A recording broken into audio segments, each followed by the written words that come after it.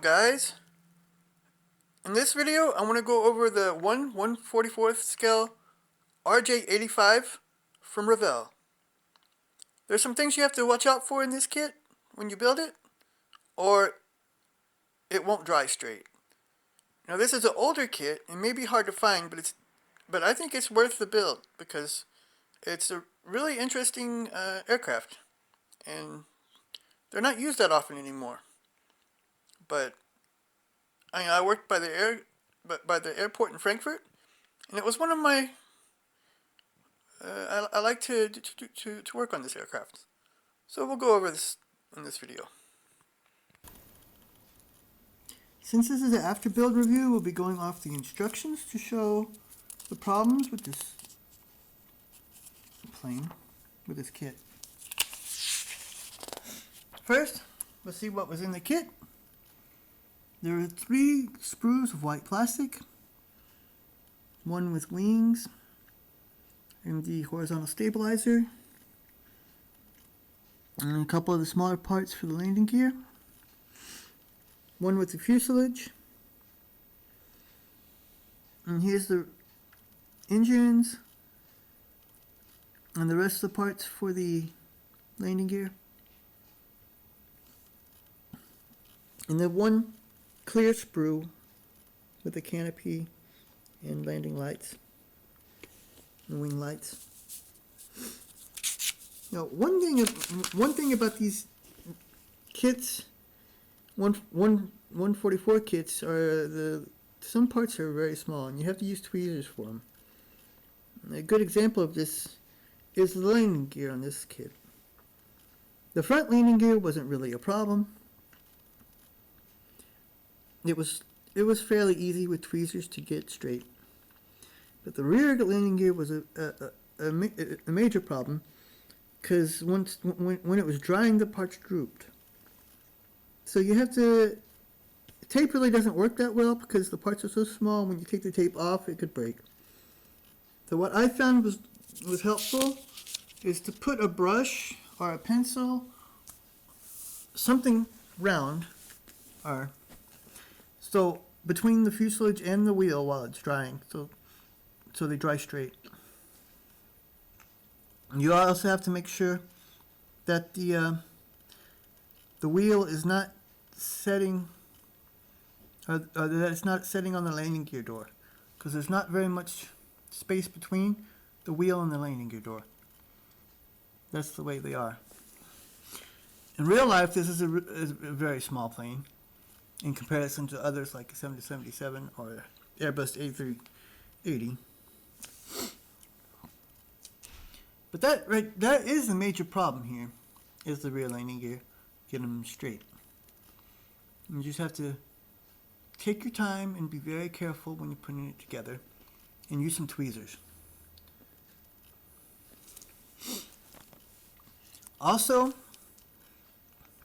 it says 10 grams of weight, but that's not enough. And there's not a lot of space in the front to put weight. But you need over 10 grams. You need about 30, or it won't hold. The other major problem, which isn't a problem from Revell, but a problem with paying attention and being careful, is the horizontal stabilizer.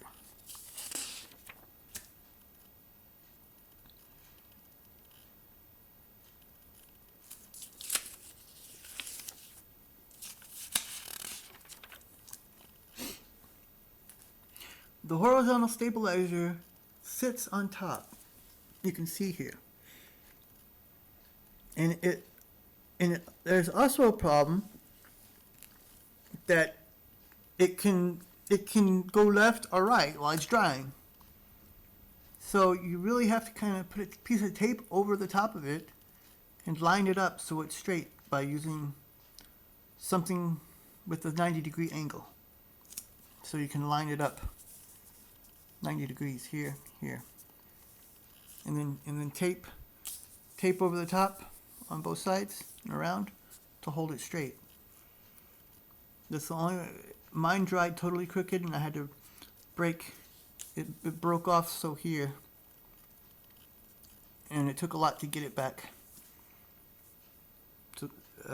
To get everything straight, I had to rescribe these lines and everything as well after filling and sanding it.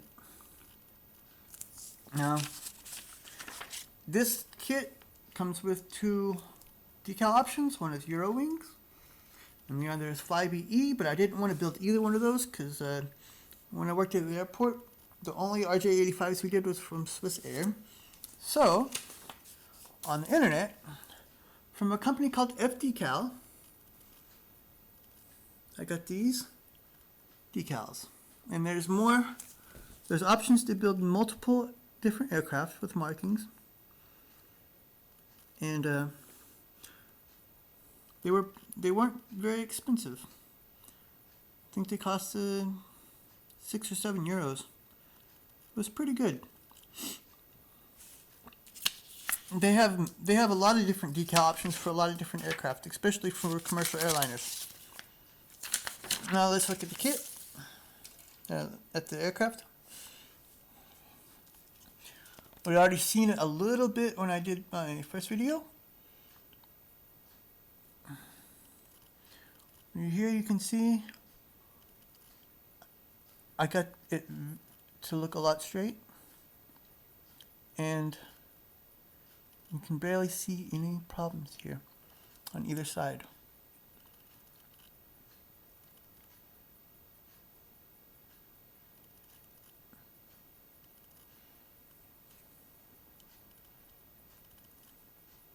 It took a lot of work to get that straight and to get it back to looking like it's supposed to. You can only see here at the end, there's still a dent there.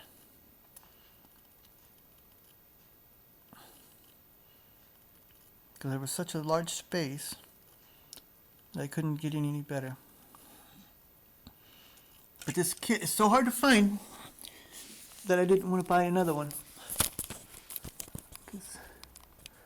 Now here you can see it's sitting pretty straight, but you see there's very little space between the landing gear doors and the bottom, or the floor. But it's really like that. The landing gear doors and the wheels are really close together in real life as well. And it's not sitting on there anymore. It took a lot of work to get it that way. Also, if I had it to do over again, I would have sprayed it. I painted this by hand, and it's not, and I sprayed it with the gloss coat, but it's still not all that glossy.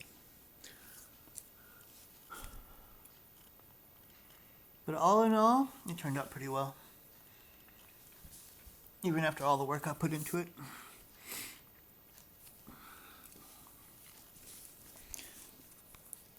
Another thing was getting the engines aligned. You have to take care when you put the engines on that they're all straight. I think I got them pretty straight.